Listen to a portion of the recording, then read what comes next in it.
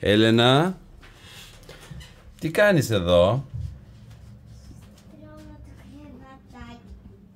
Αλήθεια, καλά, εσύ μπορείς 6 χρονών να στρώσεις το κρεβάτι σου? Φυσικά. Αυτό μου επιτρέπεις να το τραβήξω βίντεο? Ναι.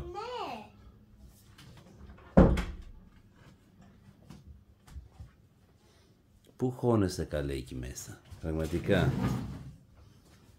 Το έχεις λίγο χάλια το δωμάτιο, Ναι. Δεν είναι πολύ καλό αυτό. Μπαμπά, Ορίστε. αυτό το φωτογραφείο μου το γάβι δεν θα τον βγάλεις. Οκ, Είναι η θέση του εκεί. ωραία. Α, εσύ βλέπω έχεις μεγάλο κρεβάτι και διπλό κουκέτα. Επάνω ποιος κοιμάται? Κανείς. Και τι το έχεις τότε? Για όταν έρθει κάποιος Ποιος? να κοιμηθεί στον επάνω όροφο του κρεβατιού μου και εγώ να κοιμηθώ εδώ πέρα κάτω και Αυτό εδώ το γραφείο ποιανού είναι? δικό μου. Γιατί είναι τόσο χάος, έτσι θα το αφήσεις? Όχι. Α, είναι η ώρα να το συμμαζέψεις. Αχ, ένα μολύβι πάτησα. Εγώ θα κάτσω εδώ στην πόρτα και θα σε τραβάω βίντεο μέχρι να τελειώσεις, γιατί είναι λίγο επικίνδυνα.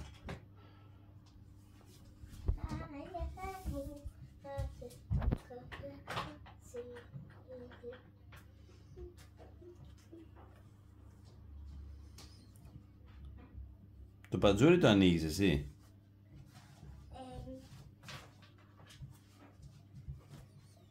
Μπορείς, ρε. Κοίτα. Να βοηθήσω? Όχι. Έλα, δώσου μου άδεια.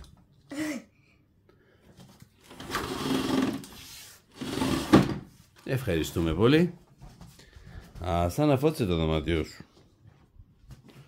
Αυτές εδώ οι μπάλες τι είναι? Τα αρκουδάκια μου. Squishy melon λέγονται. Για μπάλες τα... Α, καραμέλες είναι, τρώγονται. Όχι. Squishy melon. Έχεις πολύ ωραίο καθρέφτη, πρέπει να ομολογήσω.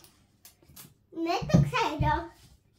Τι φαίνομαι και από αυτόν στην κάμερα. Γεια σου, Δανάη. Γεια. Γενικά έρχεσαι συχνά στο δωμάτιο της αδερφής σου? Όταν βολεύει και θέλω και με θέλει. Α, συγγνώμη, υπάρχει περίπτωση να μην σε θέλει? Ναι. Α, ωραία. Όταν της έχω θυμώσει δεν την αφήνω. Κάθεται μπροστά στην πόρτα και δεν με αφήνει να πω.